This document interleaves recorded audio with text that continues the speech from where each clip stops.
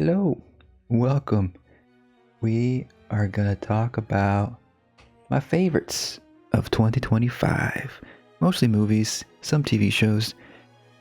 Um, yeah, I'm not gonna get too in depth, of course. We're gonna go through a lot. And yeah, it's gonna be like a general list of recommendations, or, you know, if you're interested in knowing what I liked, from last year, So that's what we're gonna do. Let's get to it. First of all, I want to talk about some TV shows I liked. Pluribus, for example, the new Vince Gilligan show. Pretty cool concept, fun concept. Alien virus taking over the world. It's really a show about like individualism versus collectivism, and it's a fun concept, really well done, really ambitious too, and how it goes worldwide almost. I mean, it focuses on in the US of Albuquerque, I think, right? But we get episodes showcasing other parts. This is just the first episode, but it gets wild, and Vince Gilligan style, like, the tension is high, like you don't quite know where it's going to end up. It almost feels like improvised, almost like the scenarios of like how our character's going to get out of situations, such like stuff like that. But yeah, I mean, it's a little bit concerning where it's all leading to. Like, it seems to be a critique of American individualism, but also of the idea of the opposite of collectivism, of communal living, and because the alien invasion is kind of representative of that, right? So I'm concerned that maybe at the end game, because this is the first season, at the end of it all, it's going to be a little bit more too critical on socialistic ideas, but maybe not. We'll see, But so far, it's a fun show. Well done, well acted. Ray Seahorn here does really good work here. But that's definitely a standout. Another show that I was into, of course, was The Rehearsal from Nathan Fielder. I like his stuff in general, but yeah, it's kind of like a mix of documentary slash reality slash mix of fiction, investigating all that. He's rehearsing, the idea is that he's rehearsing events in order to prepare himself or other characters for real world moments. For this whole season's kind of about trying to figure out how to best make sure the pilots are well trained and can communicate with each other when it comes to potential crashes of the plane, right? It's meta. It's really interesting. Really good stuff. It's fun. Some great, dark, dry humor as well. Really one of the better shows of the year, I think. That's The Rehearsal. I did talk a lot about it in a previous video. Check that out. I mean, funny moments here, But yeah, there's that one. And then we do have to talk about Andor. So this is a little bit complicated to talk about because we did do a video on this. Obviously, the best thing that's come out of Star Wars, probably the best thing that will ever come out of Star Wars.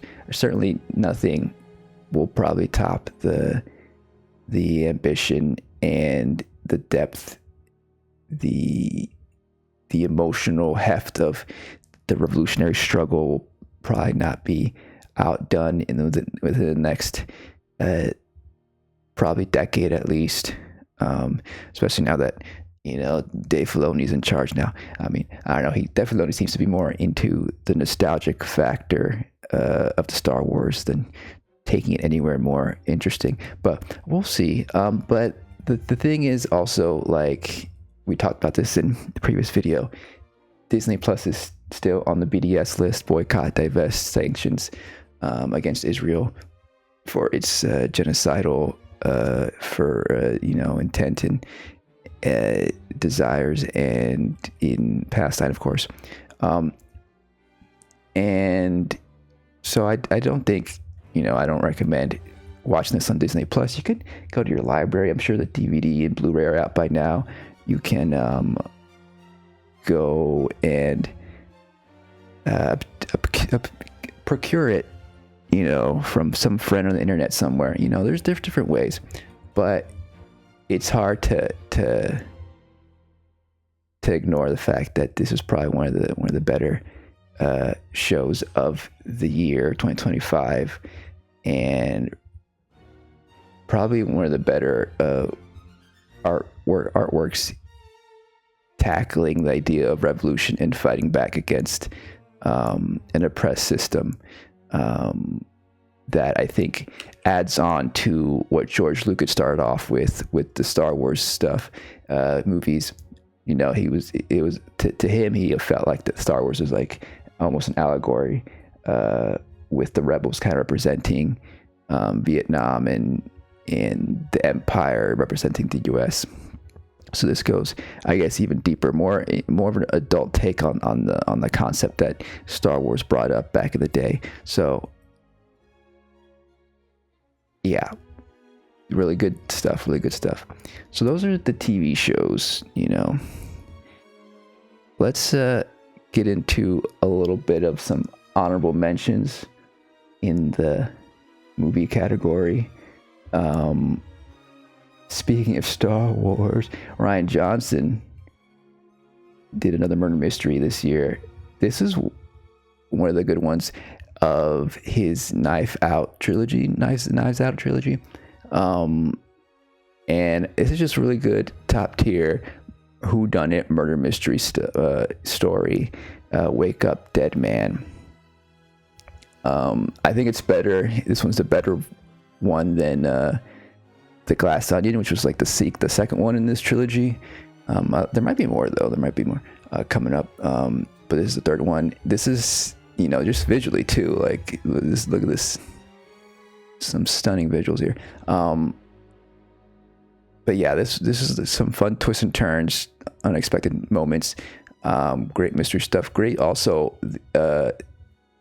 really the themes of, religion, how, and the value of religion and spirituality, but also the potential downfalls of it, right? Of course, the dangers of it being used to brainwash and manipulate people who are in despair. So a lot of great stuff in here for murder mystery fans. Another honorable mention is Hamnet, Chloe Zhao's movie. Came out this year. Shakespeare story, but I think like it's mostly just it's about grief as well, but like the processing of it and how one processes that through artwork or through making art and really in the day. And particularly in the final scene, which I won't get into too much, but that explores that aspect of how we communicate with each other through art, how we communicate with our loved ones and how we process grief in different ways. And I thought that final scene was really moving, one of the most moving scenes, at least for me, of the year. And then finally, for honorable mentions, I do want to mention one bad after another. I rewatched this, one of the few movies I rewatched this year, watched twice, and on the second viewing, it kind of lessened in my eye. Overall, I think mostly because I felt like it didn't do Tiana Taylor's character service throughout the whole movie, and I think if it had focused more on her character, give her a little bit more development and not focus so much on DiCaprio's character, I think it would have been a stronger movie. But there is a lot of valuable stuff in this, and also, talking about revolutionary movies about revolution, like there's a lot of uplifting moments in it, in bold moments in terms of seeing them in the big screen in a mainstream way, like the whole sequence here of them breaking out, people being put in these concentration camps, immigrants, and so seeing these be the heroes, is nice to see, even though they're messy heroes. And then of course the whole sequence with Benicio del Toro in the almost like it's an underground railroad for immigrants situation, that was really nice to see. One of the highlights of this movie. But a lot of it is aesthetic, and I think another failure of the movie is that it doesn't really grapple or go into depth more with the politics of it. It's almost cosplaying revolution. Some of it's like, in a way, this movie, it doesn't really get into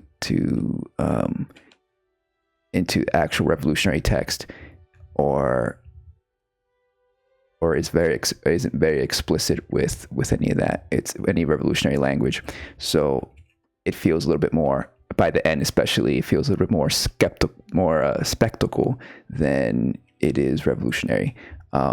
But of course, it's good to see images like this in the big screen, and getting attention.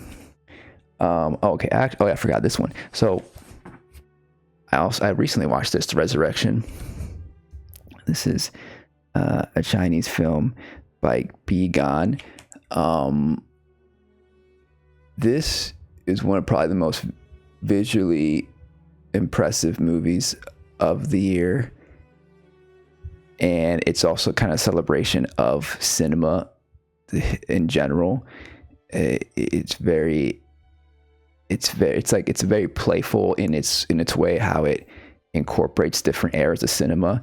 And basically it's almost like an anthology film kind of, but it's really kind of more about the dream. It's like dream sequences really from this one the character's perspective, semi like kind of sci-fi story, in a world where like some people live eternally, but others who don't choose to dream, and it's kind of abstract in that way, but it's also representative of cinema in general, like how cinema and movies are pretty much dreams.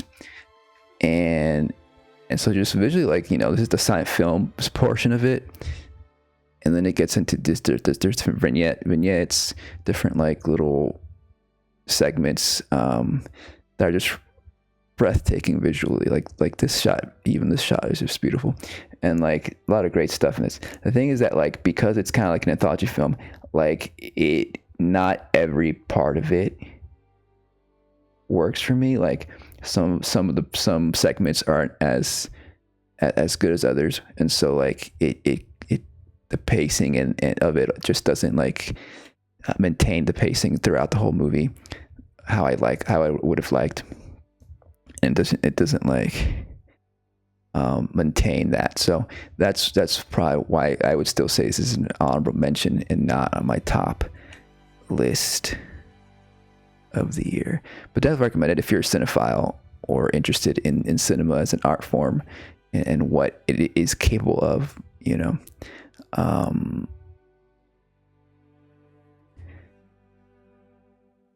and then for documentaries, I wasn't able to watch too many documentaries this year, but one that did stand out is The Alabama Solution. And the reason being is because it's pretty much told to a lot of horrible imagery, but told to the perspective of prisoners, and using cell phone footage, from them being interviewed, but also them showcasing what they're going through, through their perspective. Basically, it's about the idea that prisons is pretty much modern slavery, right? And then so this is just a reminder of that, like, this is still going on. We still have slavery in this country. It's just, it takes on a different form, and the struggles prisoners have to to survive in these conditions.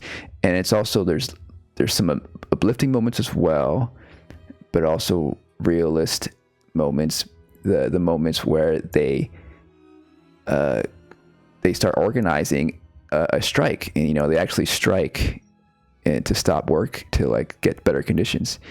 And it's not completely, it's not a success, but it's still uplifting to see that happen, that organization happen. And then also seeing these stories come out through this documentary narrative. So like a lot of times some documentaries about these heavy subjects can often seem somewhat exploitative, but because I think it shows that this perspective from the prisoners themselves, I think this one does a good job of not feeling exploitative. But yeah, probably one of the better documentaries of the year.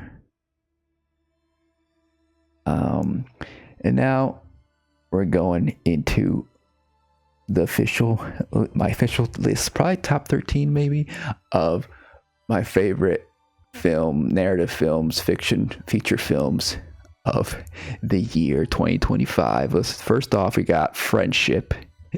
This is a funny one. This might be the funniest, or it's like dark humor on the list. And this is Tim Robinson. If you like his humor, you'll appreciate this. But it kind of feels like a dark successor to the Judd Apatow era, and even has Paul Rudd in it. The Judd Apatow era of comedies back in the 2010s, or late 2000s or something, like, because it's almost like, also because Paul Rudd's character is a weatherman, so it's almost like a sequel to Anchorman, because he was a weatherman in Anchorman, but then this takes a dark turn. So there's that aspect of it, but basically he's kind of envious. He wants to be friends with this guy because he's so cool. Tim Robinson wants to be friends with Paul Rudd, basically, and chaos ensues. And he's just not, Tim Robinson plays this unlikable character, but it's just fascinating, fun contemporary comedy, I would say, with a lot of dark humor in it. Friendship. Next up, we got Together. Now this one is probably, in terms of star ratings on my Letterboxd, I think it's a 3.5, but I gave it a like because I think the overall concept is so good, and I just like the ending a lot. So like, this is probably one of the more flawed movies of the list, and it feels like a little bit like a B movie. Basically, the idea of this couple who are having intimacy issues, they're having issues with their relationship, but then they're cursed, at a certain point to basically come together literally and physically, and they basically their bodies start melding together, and so that's just a wacky, crazy, wild, horror concept, and so, but I think it's really well acted, particularly Alison Brie does a really good job here. And yeah, some of the romance parts is kind of a little bit cliche, like the relationship part moments. And some of the lines are a little bit hokey, but I think overall the concept kind of overrides it all and just makes it a fun watch. And there's actually a lot of also interesting, again, good performances and some dark elements. The little bit of, some of the twist ending part of it, our climax, wasn't too strong, but I think the very ending, I really appreciated, which I'm not going to reveal, but quite fun, interesting stuff going on here. Together.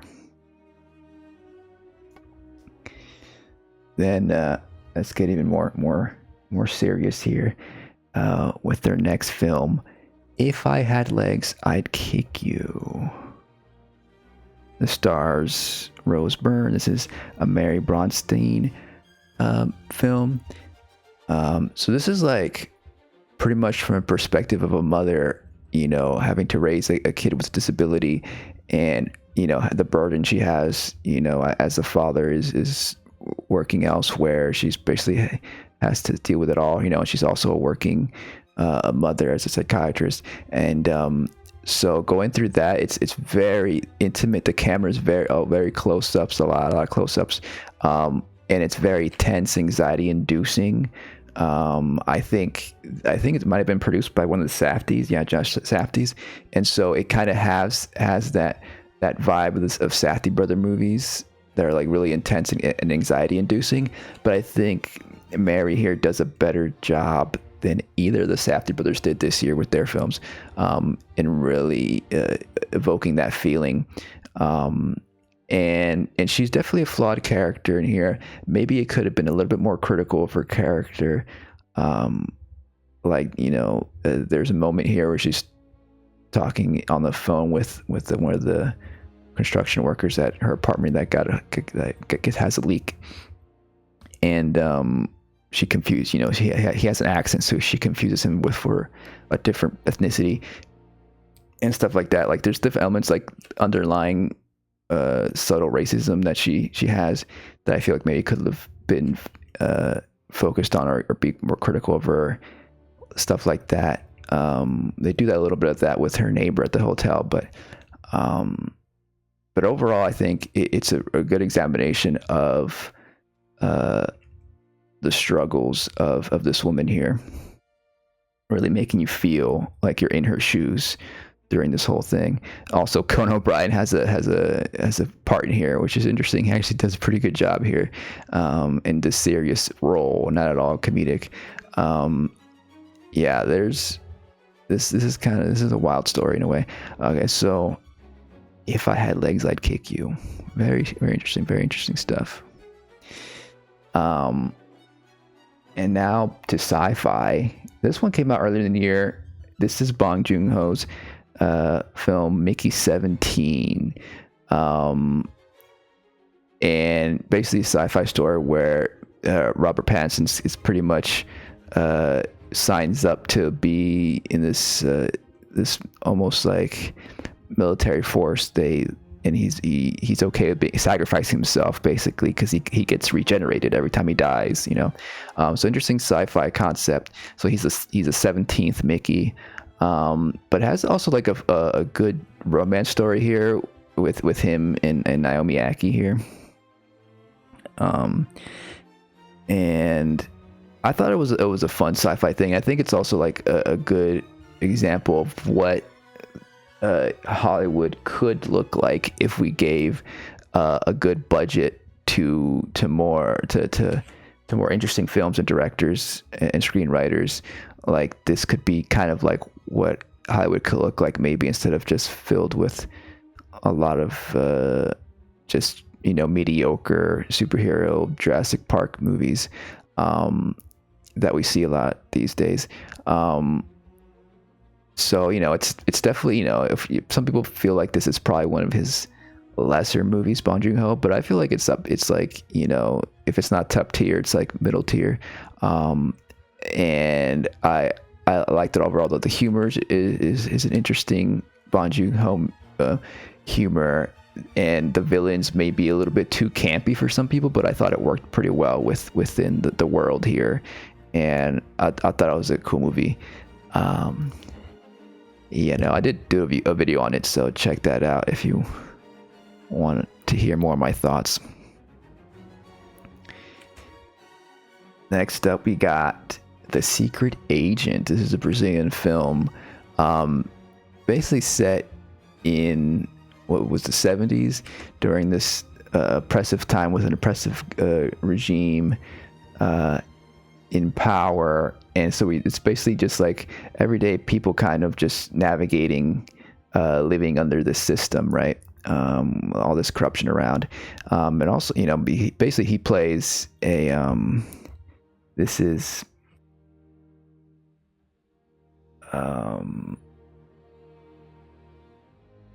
he plays this. The main character is like university teacher, and he and part of it is just showcasing also the consequences of austerity in the government, like taking away finances from social institutions like the education, and then him kind of rebelling against that, and then him having to be on the run basically from this hitman.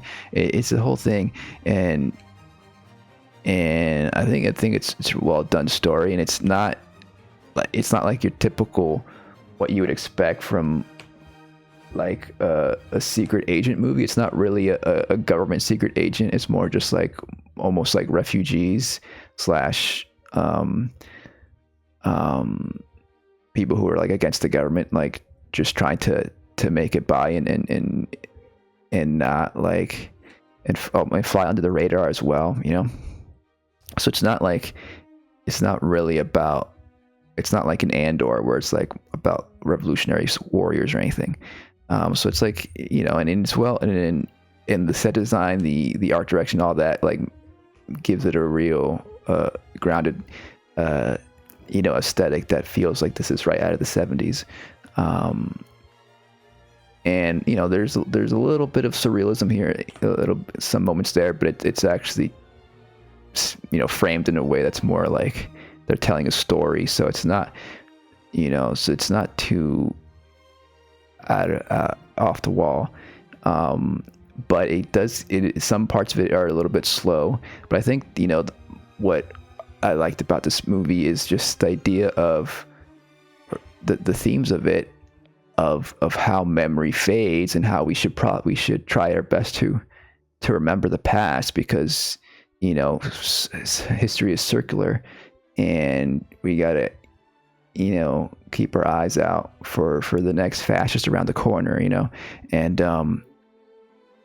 part of the movie is the framing of it, which it gets into a little later, but there's a certain point where it flashes, here you see it, to the future, or basically it kind of frames it kind of like these students are listening to these tapes of interviews from the past that we've been watching. So that's how they're like unraveling the story, So a lot of times, so a lot of moments we're watching the film, we're not quite sure what's happening 100%. Just like the students, are discovering along with us, the narrative. And then it just flashes back and forth, and I thought that was pretty cool narrative framing there for the story. Again, like connecting it to the modern times, I think, which I feel like a lot of historical period pieces don't do enough. Like a lot of times historical period pieces like just almost feels like fantasy, like they just stay within that time period and don't address how it reflects the modern world. So again, it goes back to the theme of like we gotta we can't forget the past, and what we can learn from it, and apply it in the modern in a modern situation. So good stuff. Next up, we got Misericordia. This is a French film. This one is another dark comedy, but less so comedy that you would think than even the first one we talked about, Friendship. And basically it's like this guy goes back to his hometown for his former boss's funeral, and he kind of gets a little bit more involved in the village, in this in this community that's like more rural, and there's a crime, and he has to kind of like hide what he did, and it becomes really intense. Like this you know who the killer is, but you don't know, like, oh, is he gonna get caught? How is he gonna get away with this? So it's kind of that aspect too, and there's some dark humor in the relationship really between the priest character and this guy's really interesting. And there's a pivotal scene, I think, that really gets into the meat of what this story is about is when a confessional really between them two, and they go into what is punishment really something that's worth it, for is the supposed murderer gonna benefit from that punishment, if it was a crime of passion, for example. And also the idea of like him kind of keeping an eye on him. I mean, I don't want to say too much, but the relationship is interesting, because I don't want to spoil it because there's interesting little narrative beats here, but the general theme, the idea of like what is the most ethical thing to do, and sometimes the legal thing isn't the best moral thing, or sometimes the moral thing isn't really the best thing either. It's a complicated story, really complicated idea, but it brought up interesting perspectives in cases of ethics and legality and all that. So I thought that was interesting, and it's not going to be for everybody. Definitely the pacing can be a little bit off-putting for some people, but and this character in general is a little bit of a kind of a weird guy in general, so like might turn off some people, but I thought it was interesting. I liked it. And now let's go to a movie most of us knows about, right? Sinners. This is one of the other films that I rewatched over the year, and unlike one battle after another, this one actually improved in my mind after watching it a second time. And I did have some critiques. I did talk about this in the video regarding the ending, which I thought maybe felt a little bit too actiony, like an action film. But like I think in general it all comes together, particularly because of course this scene here, the music, how music connects spiritually to the world and through us, and just a great representation of that, celebrating also black culture, but the culture of the oppressed in general, and how white culture tends to appropriate, but also in this character of Remy the vampire, he kind of also uses that idea of being oppressed as an Irishman to connect with other oppressed, to kind of persuade them to join the evil side, which I thought was really interesting. But in general, like I think this movie, out of all the movies we're going to talk about, is probably the one that's gonna I feel like this was gonna last within the culture more. It's a popular movie. It's also a feel good movie in a lot of ways, or crowd pleasing in a lot of ways. And so I think that's also adds to the aspect of why I think it's going to be a big cultural thing over the years of being remembered in movie going culture, and people in general. And then there's a lot of great moments here, even like just the little music bits here and there, and of course a big music moment, and also just in terms of its place in Hollywood, and its place in art as a film that's representative of contemporary black culture as well. Ryan Coogler got a good deal. He's going to keep the rights to this, after some years, some decades, I think. So, which is a good, because that means he can, keep reaping the benefits of this movie and not the studio, So, that whole thing as well. The meta aspect of this movie is also pretty powerful in those terms. But yeah, overall fun vampire movie that has a lot more depth than your typical Hollywood vampire movie.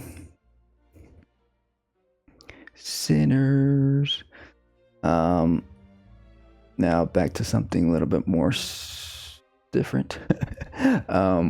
Talk about Sorry Baby.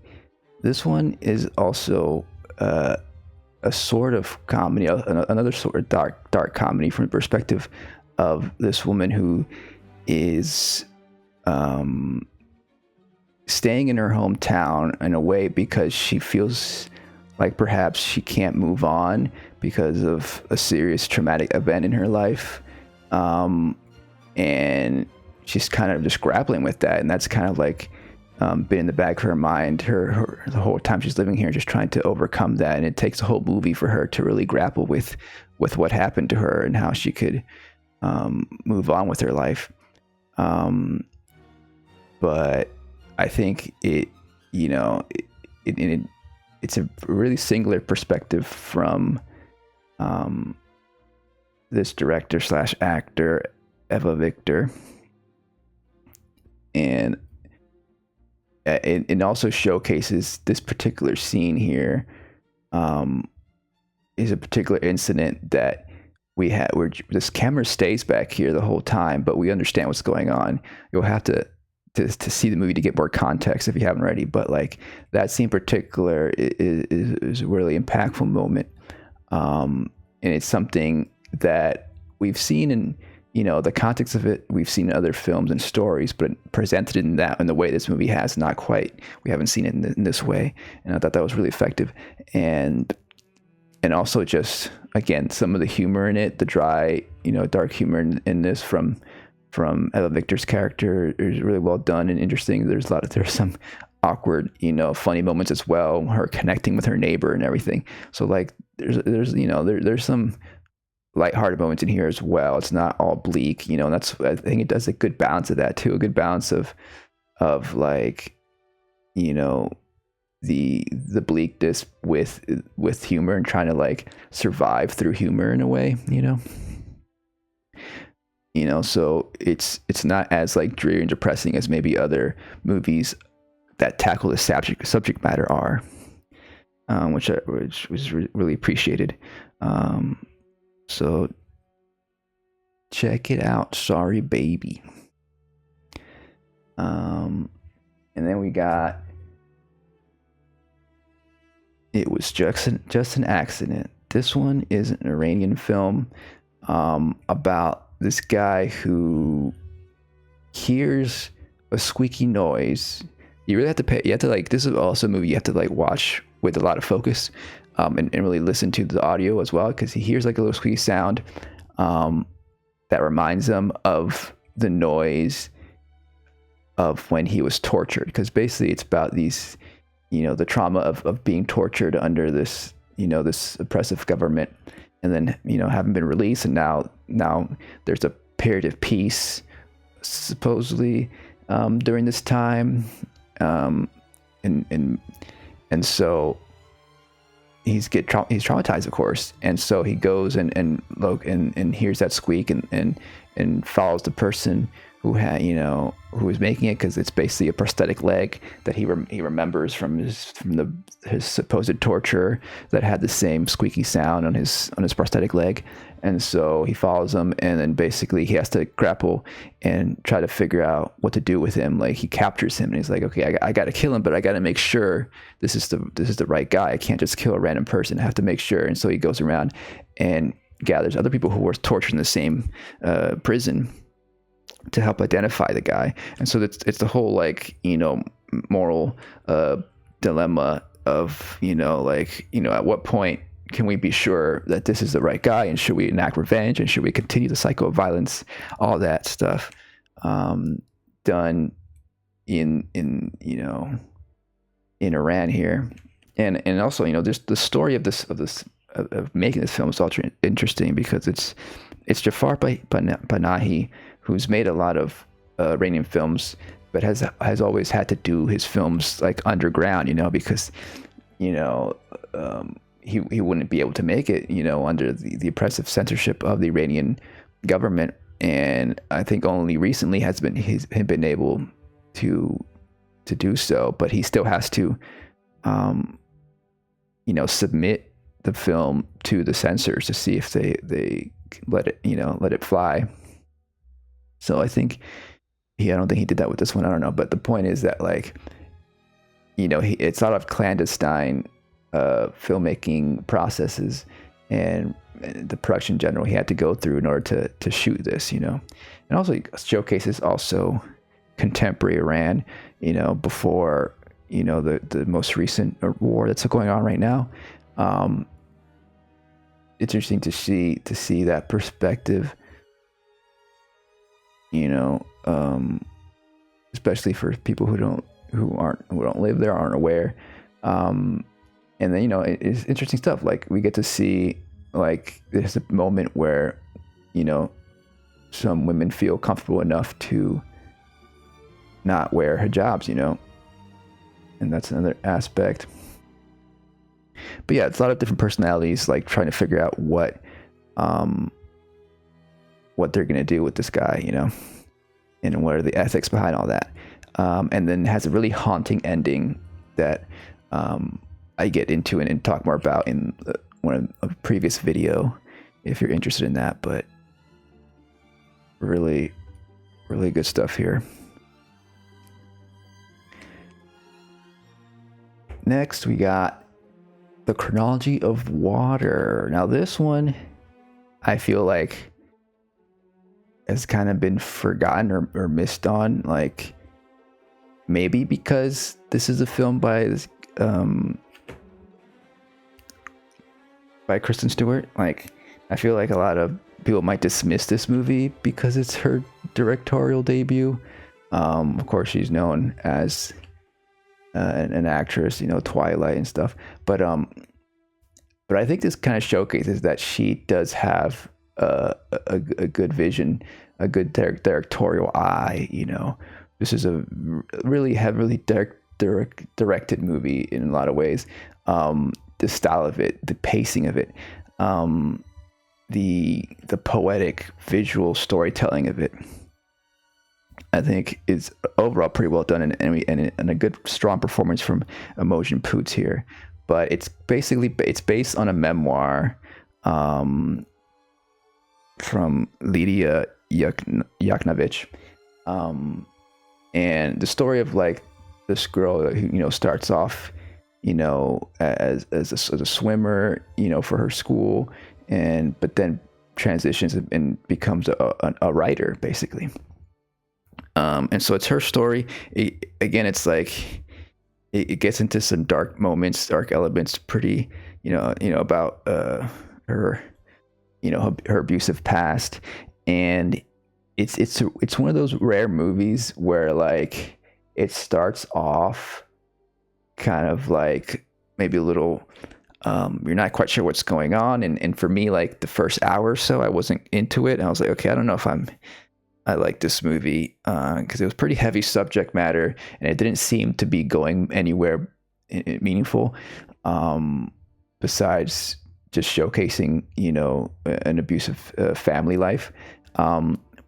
But then, like, as the memories keep piling up, and as they keep piling up, and as the story goes, and as the pacing kind of, like, increases, and, like, time progresses in almost like a in a progressive manner, you know, it all, like, kind of comes together and fits better, and it starts to all kind of, like, mesh together and makes more sense, you know.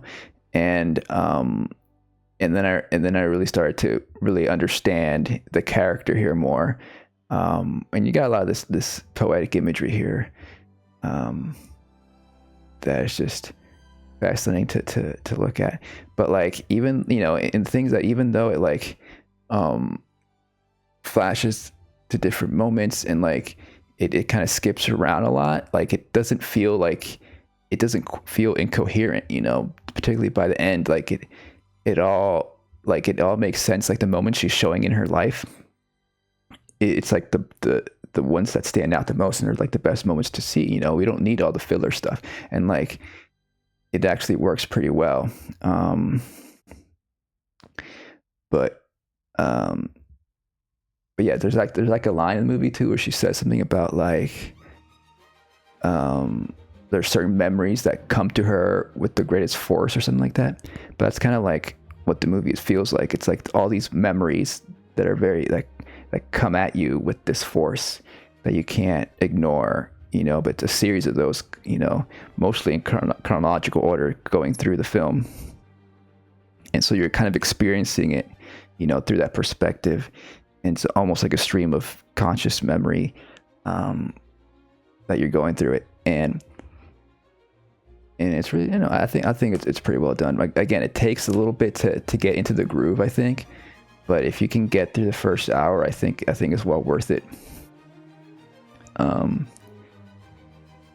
you know, in general, also, like, it also speaks to anybody who may be interested in the literary form and the adaptation of adapting literature to the movie screen. And also, if you're interested in, if you can tolerate or enjoy it or appreciate transgressive literature in general. You know, she quotes from a book from Kathy Acker, who was like a transgressive author in the 90s, I think. Also, it's kind of like a lot of it takes place in that 90s era, you know, so you got Fiona Apple on the soundtrack. And even like the end credits kind of like seems like a 90s type of editing style. But, you know, even some of this like feels from that time period too. But yeah, it's interesting, you know, coming of age story too, but that goes from, you know, high school all the way to her, you know, adult life, postgraduate school, you know. So I think it's really well done movie. Kind of like buried under the pile of all the movies of the year. I think maybe I wouldn't be surprised if this kind of resurfaces later as one of those, as a cult favorite perhaps. But there's a lot of heavy topics in this, so be prepared for that. Another interesting one is On Becoming a Guinea Fowl. This is also kind of goes through some similar themes, but focus more generally on her general community going through trauma as women do in her community, but in the world at large. And it pretty much offers perspectives of different generations in Zambia, contemporary Zambia, regarding how women deal with the abusive men, really, and how the older generation perhaps is more permissive, and the younger generation is maybe trying to speak up more about the atrocities, and you know, and trying to get to some kind of change, some positive change, you know, for women. And it starts off, you know, with the death of her uncle, right? You know, and then it basically goes into a funeral, and you see the culture, how they deal with this funeral, you know, how this big family deals with it, and then the main character, of course, you know, has different feelings for her uncle because of what he did, and you can kind of surmise, you know, definitely by this point in the film, you can surmise that her uncle, you know, isn't really someone she wants to celebrate. And then we get even more details, and then we get perspectives from the older women and how they deal with it, and it's just interesting insight into that, you know, from Zambia, which is, you know, we don't, you know, when's the last movie you saw from Zambia? Like, I can't think of it. So it's like, you know, and I think also just the visuals and the directorial vision here is really really top notch too. Like it has a distinct look and distinct approach to the storytelling. I think stands out, and would really recommend it, and really interested to see where this director Rongana Nyoni goes from here. This, I think, maybe her second major movie. But yeah, Becoming a Giddy Fowl. And yeah, the title will make sense once you get to the ending of the movie. But yeah, good stuff. Next up, okay, we're getting to the end here. Like these last few movies are pretty much my top 5 of the year. This is, I guess, maybe my top second. Twinless.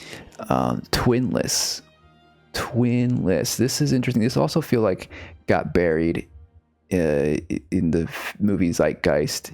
It did have some attention during the festival circuit. A sex scene from the movie got leaked or something that caused a little bit of controversy, unfortunately. But I think, this is one of my favorites that I think I will go back to, in future years. It's really like, it's like an indie film that you might have seen, in the 2010s and the 2000s. But from like a millennial perspective, really. And it's kind of, it reminds me a lot, it's of like the style of it is kind of like a 500 Days of Summer. But the story is actually much better, I think, than that movie. There's a particular scene where it's like you see different perspectives of a party, and there's like a split screen. That reminds me of that. I can't quite get to it, but the point is that it has that feel, that indie feel to it, a little bit hipstery feel to it, but from, I guess, a gay perspective, because it's basically a sort of unrequited gay love story in a way, but it's a bit twisted too. I don't want to get into too much of it because I think it's worthwhile to discover the actual real premise of what's going on here. But there's like deception, there's there's some manipulation, there's emotional vulnerability, there's a lot of layers to it, but like I think it's really well done. There's like it also has like comedic dark elements to it. But I think, again, this is a new voice, James Sweeney, an actor also here is him. And he directed it and wrote this. And yeah, I feel like this is one of those movies like, oh yeah, even if you don't love it as much as I do, like you'll see that he has a lot of potential, and it's like really interesting to see what other movies and stories he has up his sleeve coming up in the future here. And also Dylan O'Brien here is also really good. He maybe is the standout role because he actually has a sort of dual role you'll see in come if you see the movie. But good performances overall, I think. Really good stuff. And again, it has like that dark twisted element. It's not like a show I did forget to mention, which I liked from this year, was Heated Rivalry. And that was, to me, feels more like a cozy, gay romance show. This is kind of like, it has some of that, but it's more of a twisted, dark version of that. That I think is why this one might, why I put this on my top list over the other one, even though Heated Rivalry is still fun. But if you this is a little bit more like, a little bit more for the sickos in a way than Heated Rivalry. But yeah, again, I don't want to say too much, but I would recommend Twinless.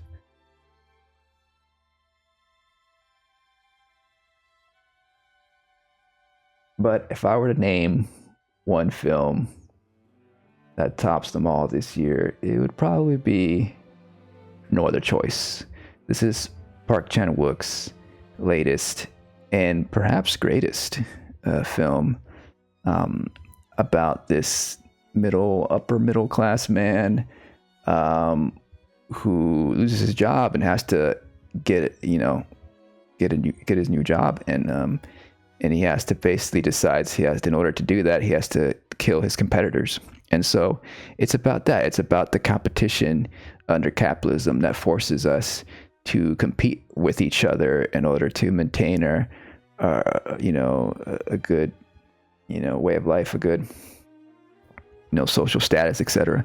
But this is, a sort of an exaggeration of that, and it almost kind of like, in the Breaking Bad mold of like the father who has to support his family by doing crimes, basically, and so he starts to kill. So really just a good performance. I would say, Lee Byung-hun here is probably the best performance of the year. And his character arc is tragic, but also just well done, like throughout the film, where he starts and where he ends up, and also just, in a way, a cautionary tale for the capitalist and the capitalism out there in general, like where that's going to lead to,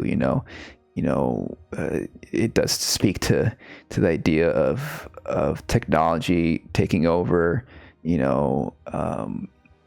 layoffs in general, leading to again, cruel competition, and the dismantling of the middle class, and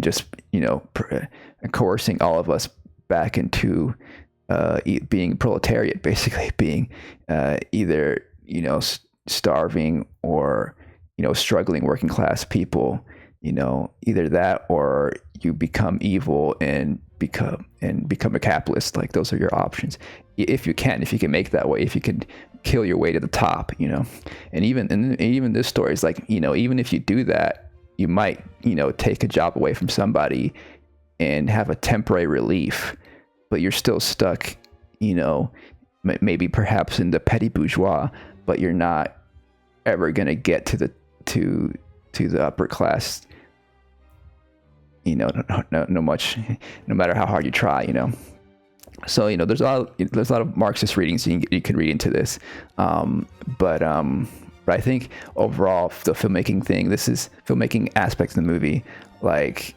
Park Chan-wook is at the top of his game here. This is like, maybe his masterpiece so far, I would say. Just the transitions, of course, he makes between shots, like the visual storytelling, all this stuff is great. Just the build-up of in general, some scenes I think may go a little bit too long, but I didn't mind too much of that. I think overall this was just a good movie. A lot of intense moments too, right? Of like, what is he gonna do? Is he gonna get away with it? Is he gonna, at what point is he gonna cross the line? All this different stuff, and then it ends with like him kind of like having more of a assured, mentality of like, and he's more assured in the way he approaches, his final kill. Of course, won't get too much into it here, but I did talk more about it in the ending in the previous video, so do check that out. All right. So yeah, those are my favorites of the year. I got that through that not too bad. It wasn't too bad. About an hour.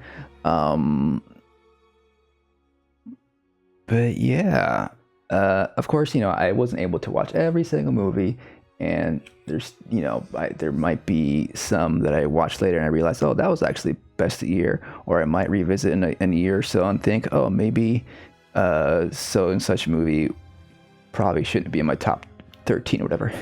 But that's how things work, and this is really just a representation of how at the moment how I feel, and hopefully it will inspire some to watch a new movie that they didn't know about. But yeah, let me know in the comments, or if there's other movies I missed out on, or movies you like, maybe you disagree. What are your favorites? And if you are interested to see what I think about other movies, you can check out my Letterboxd. It's at ambidream there's the URL for that particular link, but that's a list of the movies there. But I also, you can also check out and see pretty much every single movie that I watched. I'm pretty good at logging every single movie, and I've been pretty much watching a bunch this month and last month to catch up for this list here. But if there's a movie maybe you thought like, oh, why don't you talk about that movie? Well, you can check it out here. I might have written a blurb or two about it on my Letterboxd. And I pretty much rate them all. Of course, some of the ratings can feel a little bit arbitrary, but that's how I feel at the time of watching it. But yeah, those are my favorites. All right, I guess that's gonna do it. I'll see you next time. Bye bye.